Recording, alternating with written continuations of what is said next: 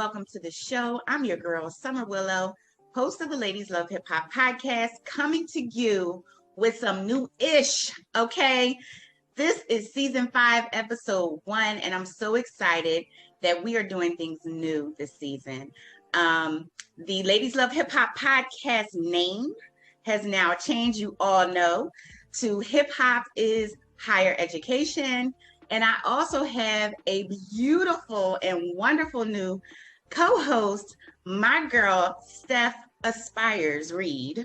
Hey. And so the Aspire to Higher brand and the Ladies Love Hip Hop brands have now joined forces to bring you Hip Hop is Higher Ed. And I want to introduce you to Stephanie Reed, my new co-host. Steph, tell everybody about Aspire to Higher and what you do. Hey, y'all. So Aspire to Higher is actually an educational and consulting company, educational consulting firm, if you will. And we do basically 3 things. We are starting a movement.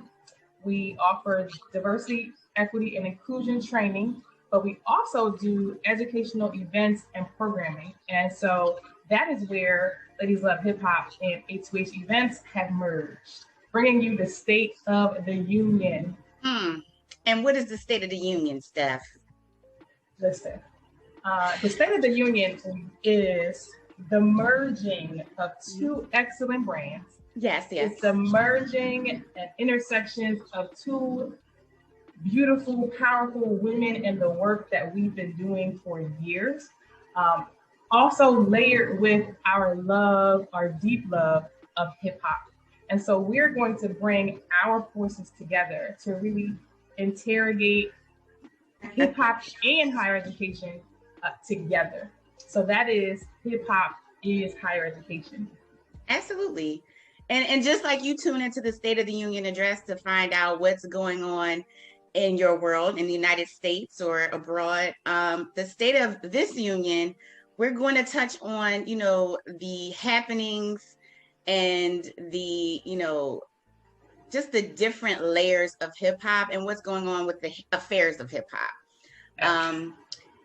And all through the lens of the idea that hip hop is higher education. I know that we've all taken something very valuable from it. There's a lot of valuable discussion in hip hop, and we just want to bring to light, the strength of it all, and in a fun way, because we're like, okay, we're best friends. Yes. Long time. I forgot to tell y'all that. So if Stephanie you don't and I, know, now you know. Yeah, we met in what, 6th grade? 7. It was 7. 7th grade? Yeah. So middle school we met at Ada HIH Lewis. What up, Tan House? Tan House, Green House, Orange House. And I know at that time, what was that, 89, 90, 91, around that time? Am I right? No, I'm sorry, 86. Oh. I wish I was that young. So 86, 87 is when we met. Right. And hip hop was just like really emerging, at that time. It wasn't new at that time, but it was really emerging into our lives. Yeah. And I know it is like the backdrop, the soundtrack of our lives. Absolutely. It was the soundtrack of our daily lives. And I really think hip hop has provided us with identity as we became, as Summer said, we've known each other since we were in 7th grade. We've become women together, but we've become women who also grew up in hip hop. Absolutely. And I will note that in our neighborhood, we kind of met up every morning or afternoon, depending, because Stephanie, she would sleep late all the time, not me though. I was at school early. Stephanie was with her violin. With my violin. Yeah, she thought I was weird. But anyway, we, I think, kind of came of age really taking in hip hop. Yes. And we would use it like many of our viewers, you can kind of finish a sentence with a lyric, a hip hop lyric or a song. Mm-hmm. Yeah, that's our thing. Yes. That's what we do. So you'll find a lot of tomfoolery happening on this show. And Wouldn't be us without tomfoolery. Nah, it will be dry. So we met in middle school, you know. Yep. We followed each other to high school. Yes. Shout out to Lincoln Hall, Germantown. Yes, Lincoln Hall. Lincoln Hall High School. You know, we were on the drill team together. Those were the days, the good old days. What else did we do? Our parents would only let us hang out at each other's houses. That's it. Yeah. No, we did go to some shows and things. We just weren't allowed to. We went to a lot of church things together. Oh yeah. Because we vacillated between hip hop and gospel, if we're honest. If possible, yes. Okay.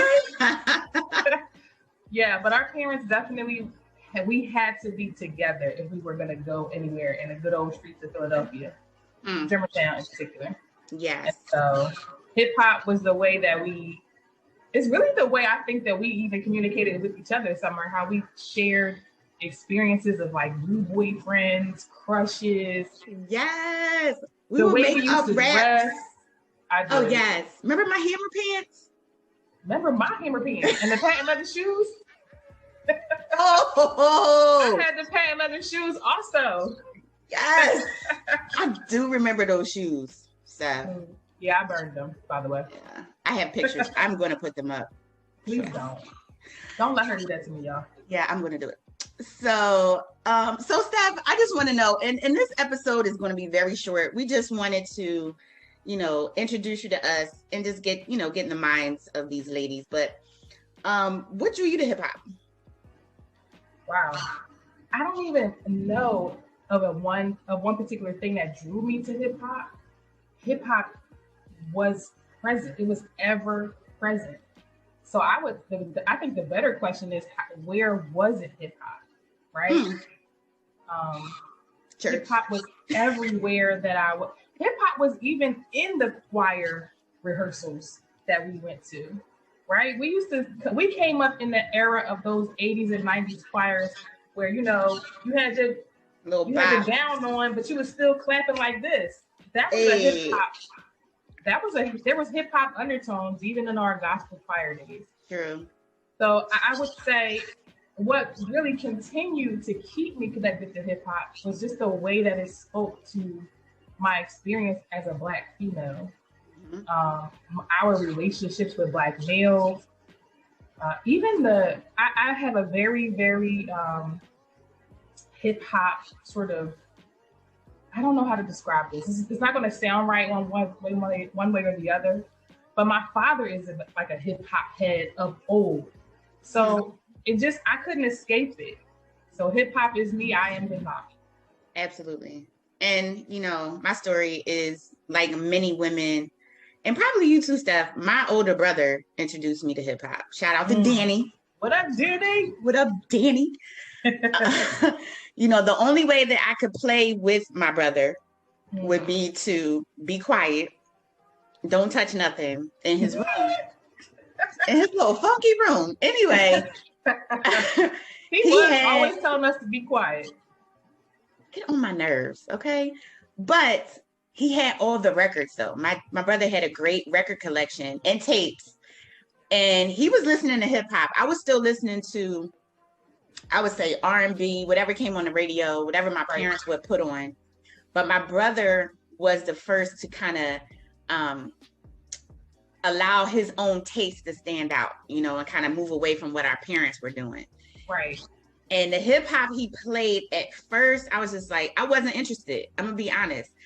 I just wasn't interested at first. Right. But when I realized that Planet Rock, which is the song that really got me hooked on hip hop, when I realized that it was considered hip hop, right, I'm like, oh yeah, I do like hip hop. Yeah, I do. I ain't know nothing. Did she put that violin down, y'all? I put my violin down, and Danny left me his room. Oh my God. And he put on Public Enemy. It was a rap. I fell in love with Chuck D from his first word, his voice, right, and what he was saying. Like, I could repeat it. It just motivated me. So you know, I bonded with my brother. That was a way for me to bond with Danny because it was no other way. Okay. Right. 4 years apart. It's like, shut up, Summer. Yeah, he was miles ahead of us. Miles. Yeah, he was way ahead. So like, he definitely opened up my mind to the world of hip hop, and I surpassed him even with it because he was kind of stuck in the era that, you know, in the 90s hip hop. Yes. And I just kept going. Yeah. You are like all things hip hop. Underground, commercial, independent, you are all things hip hop for sure.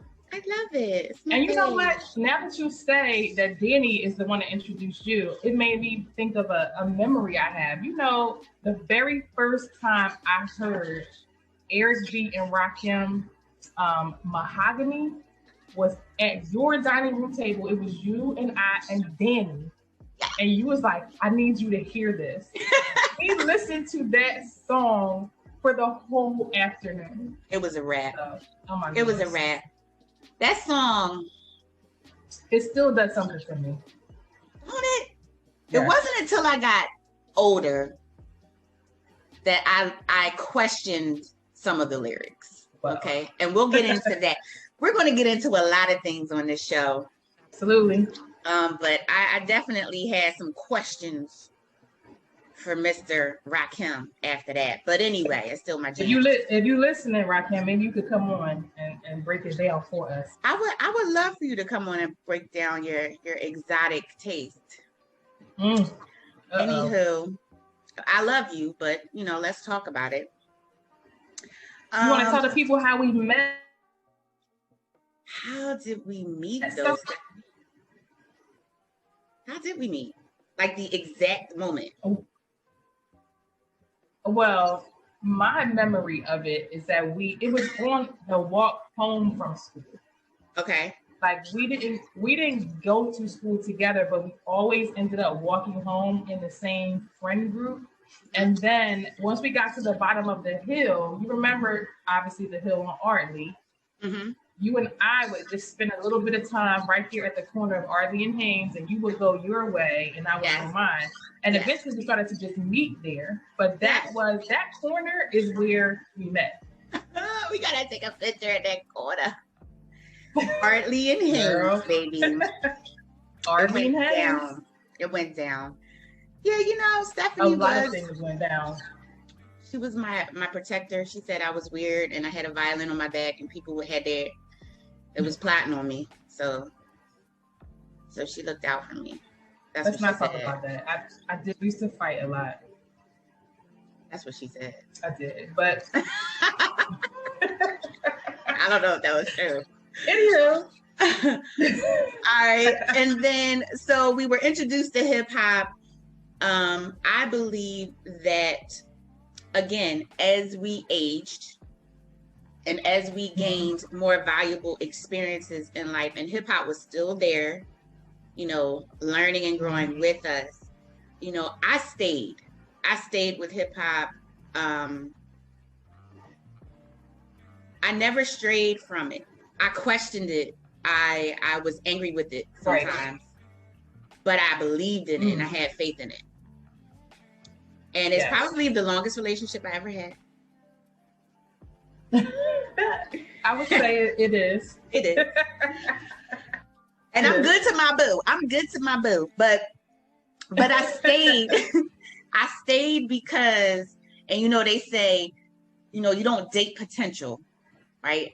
But I stayed because hip hop showed me who it could be. And then there were times where hip hop's attitude and actions, made me say, I know you ain't talking to, I know you're not talking to me. Oh, you need to go somewhere and you need to think about what you're saying to me right now. Exactly. Then he would come back, say something sweet to me, and I'd be like, oh Lord. Okay. Yes. You know, I love you, hip hop. I love you, hip hop. I'm sorry. Are you sorry? You sorry? I'm sorry too. But that's why I stayed, because I know that hip hop has great teaching potential, and it has the ability to lead excel, change minds, change movement. And I want to be a part of that forever. So why'd you stay, Stephanie? You know, it's funny.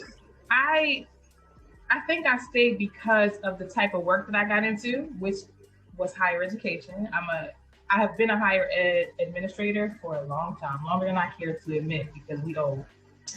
But but cute. But in working on college campuses, you know, we went through high school, college, and of course in college, hip hop was just our way of life. And then you become an adult, you're supposed to be adulting and like growing and sexy and doing the R&B thing, but that was never really, it never gave me life the way hip hop gave me life. And also I had to stay young working with college students. I could not be up on the lingo. You know, I couldn't not know what they were singing when they were coming to my office. I had to understand what they were relating to. So for that reason, I was always connected. And like I said, when I hear it, it just gives me life in ways that other music doesn't. It really reinvigorates when I'm tired, when I'm depressed or down. It always has a message that I need to hear. And so then it became sort of my lifeline and connection between me and my students. So for a couple of years, as I was working in colleges, I would start doing events, bringing students in to talk to them about the relationship between them and hip hop. I used to remember when the word ratchet wasn't about a tool. It was like, oh girl, you ratchet. That's ratchet. We started to have events called Ratchet. Are you ratchet or nah? And I had like hundreds of students. I'm talking about standing room only for these events where we were talking about popular music, hip hop music, and the relationship between, you know, respectability politics, to twerk or not to twerk, feminism. We started talking about grown things, but also in the context of the way hip hop was portraying those things. And so that was really where I became deeply connected as an adult, as a working professional with hip hop. So hip hop helped you to create a space where you could further bond with your students and also educate yourself on, you know, kind of where they were in terms of how they saw themselves and their places in the world, and then how they related with each other. Yes. And I'm you know, reaching, but even to say that hip hop educated you on how to connect with that population. Absolutely. And hip hop educated me on the evolution of politics and social norms and expectations, especially like in an academy setting versus in a, right? Because there's a lot of people used to think that there's this Stephanie from Philly, and people who I worked with actually used to say to me, oh, I know Steph from Philly is about to come to the meeting today. Or they would say, oh no, this is Stephanie Reed. Like there were two different sides of me. But what they didn't know was when I was, you know, sitting there with my hands crossed, looking respectable, I was quoting Biggie in my mind when they got on my nerves, right? Right. So it never left. It just presented in a different way when I was in those workspaces. So yeah, hip hop has educated me, and like you said, gave me a stronger connection to my students for years. So why not continue to do that? I'm no longer a higher ed administrator, but I still have a deep connection with both young people, college students, and of course, hip hop. So here we are. Absolutely. Well, I think we both stepped into that space at some point. I know I was also in a role where I was mentoring young adults and helping them to become career ready. And the best way to relate to a young person, I'm talking 18 to 24. That was my age range of my students. Demographic. Right. And I was just like, stop trying to reinvent this curriculum to reach these young adults.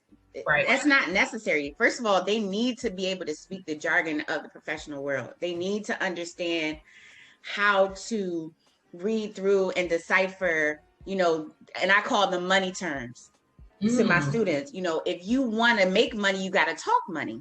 Absolutely. And talk money isn't, I got to be at my meeting. It's like, I'm going to attend the meeting. That's money talk. And if you want to get money, talk money, but when you're done, code switch, and then we could talk everything else. Right. So it wasn't about changing who they were. It was about giving them a separate identity. And hip hop is a separate identity because we don't walk around with our pants hanging low and all of that. That is not my identity. You may not be able to see that I love hip hop if you just look at me. Right. But it is in my speech. Absolutely. So they understood that it's okay to throw a tie on and a suit on and, speak the Queen's English and shake hands and look people in the eye. Right. And then it's also acceptable to put that to the side, unloosing your belt. Don't, wear a belt. Wear a belt though. But unloosing your belt and be you. Right. Because that is you. Hip hop is you. So I think we both used hip hop as a tool with our students. Yes. And now that we're both in a consulting world, it's kind of like, oh, I have, carte blanche. I can do whatever I want to do. Right. Right. Speaking.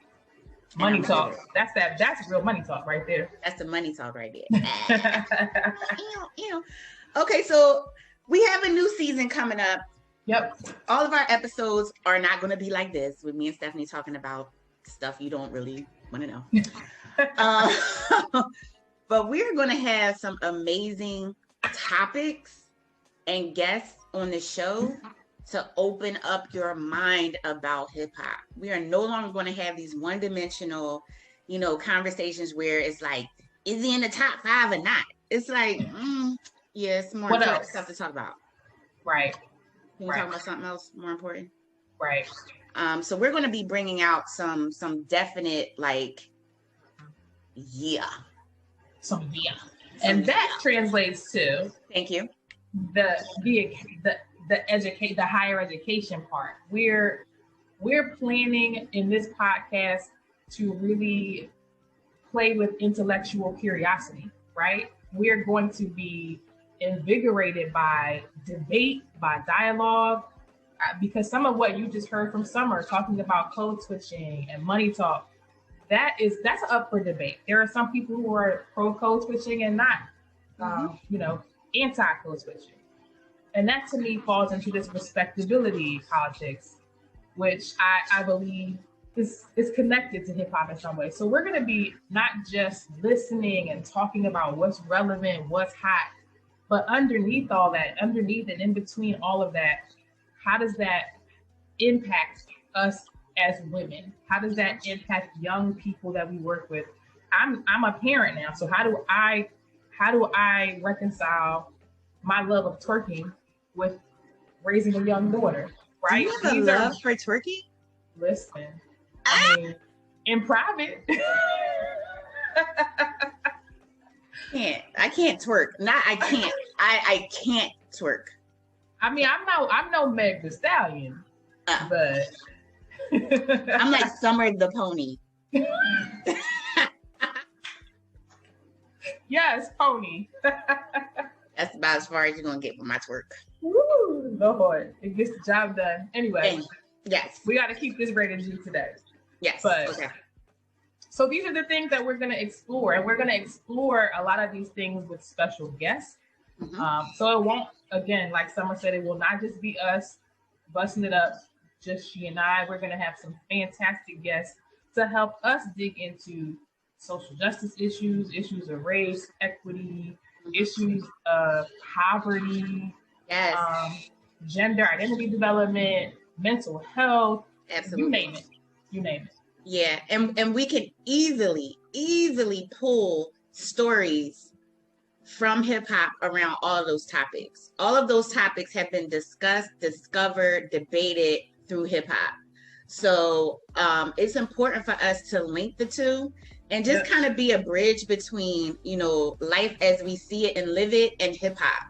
And even hip hop as we see it and live it, because everyone has their own idea of where hip hop is right now and what hip hop is doing right now. And that has a lot to do with your level of exposure.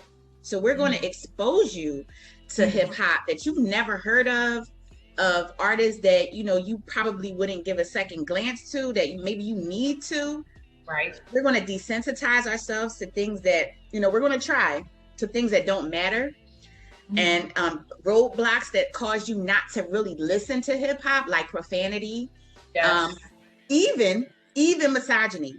And I know that I'll be debated on that, but you know, just like, you know, if you're in the mental health world and you have a client that comes in that clearly needs help, they may have some radical ideas and say things that are kind of left field, but they also have a side to them that is loving and peaceful and kind and, you know, innovative. So you kind of get a little bit of the good with the bad with a lot of songs, you know, so you can't just throw out the baby with the bathwater. And I think that we've done that as a society in hip hop. We've just said, mumble rap, throw it away, you know, or what have you. So we're going to really dissect those things. And Stephanie and I, we might be best friends and we might be able to finish each other's sentences, but we're not here to agree with each other.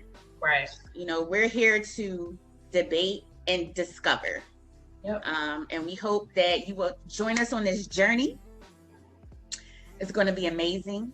Yes. I'm looking forward to our first show, which will be just Steph and I. And, you know, just to get you a little bit more dug into how we think and get you ready for this amazing season. So, baby, this season is going to be popping. I'm looking forward to it. Yes, I am too. So, Steph, did you have anything else you wanted to add? Well, I'm just happy to have been invited to collab with you. I'm so appreciative of the path that you've already blazed that allows me to be in this space, because you listen. I've even told my children, not recently, but I have told them time and time again, like, y'all don't know Aunt Summer like I know Aunt Summer. She is a hip hop head. They see you come in and be all bubbly and fun, and Auntie Summer's here. But I'm like, y'all don't know Wu-Tang Aunt Summer, and I know Wu-Tang Aunt Summer. Yes. Y'all can't Wu-Tang like this. So I'm just excited to merge our worlds together, because really they were never separate. We were always connected, just on two different parts of the earth. And I'm just happy that we have a platform to explore our relationship with hip hop, our relationship with our adult lives and work together. Absolutely. Get it popping. So let's go. Now, Stephanie. So we chose Hip Hop is Higher Ed to demonstrate a couple of things. One, that hip hop can be or is a platform that provides its own intellectual stimulation. It provides the form of education in and of itself.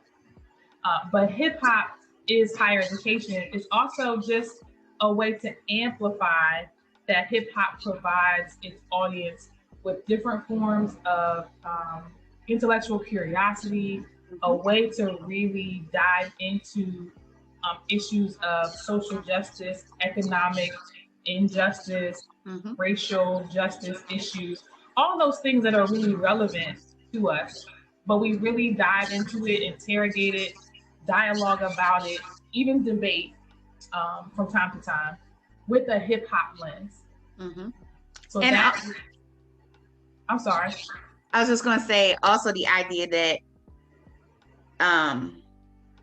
hip hop is elevation. So the higher education could be symbolic of, you know, a formal institution and a formal education, or also, you know, more of the informal street education, and the common sense of it all that we gather from hip hop, as well as, you know, just the tools to do things that we need to do, you know, through lyrics and through demonstration, through videos and things like that. You know, some of the ideas that are shared are illegal, some are not. Right. But ultimately in this here United States, it's showing how to hustle and how to do something for yourself and for your community. So the idea of higher education could exist within four walls, or it could be something that's ever changing and evolving, out here in the atmosphere. Yes, absolutely. So we want listeners, when they hear hip hop is higher ed, to take it both figuratively and literally. We're Absolutely. saying hip hop is an engine for education. It is education, but we're also being figurative in that it provides elevation in a lot of ways. Absolutely. And we have some awesome new segments that we're going to provide through this platform. We're definitely going to have our podcast, which is going to air monthly. This is our introductory show. So will not be considered our first podcast. That's going to drop shortly. But each month we're going to have a new episode dropping. We're also going to have what, Steph? So in between each podcast episode, we will bring you something called the audacity of hip hop. And in those, I want to call them snippets, right? We're going to use Instagram to really demonstrate the bold, fascinating things that are happening in hip hop, the things that are dope, great moments. And we're also going to take a look at maybe some of the things that are not so great, whether we use it, whether we do it through social media memes, talking about songs that just dropped. But we're going to really talk about, man, the audacity of hip hop in between episodes on Instagram. Absolutely. And next, we're also going to have what? Lyrics to go. Lyrics to go. Listen, we all love hip hop for some reason. I know some folks are all about the music and the beat. Like, I could care less what's being said. But many of us are attracted to hip hop because of the lyrics and because of the messages that come through, whether they are messages that uplift, motivate, get you in the mood for whatever it is you are doing. But hip hop is certainly a motivator through its words. Rap is poetry. So we're also going to dive into lyrics and, kind of get a feel of what our audience thinks about these lyrics. So we'll be posting snippets of lyrics here and there. We want you all to vote. Like, is this a great use of language? Is this metaphorically sick? Or roll or is this trash? Is it trash? Is it trash truck juice? Let us so you're know. You're gonna see in our IG stories lyrics to go, and we're gonna post the lyric, and we're gonna ask you, is this a go or is this a no? Is it a no? So yeah, we're gonna have a lot of fun. Listen, if we put you in the nose, don't take it personal. It's just we didn't do it. Your lyrics did it. Your lyrics did it.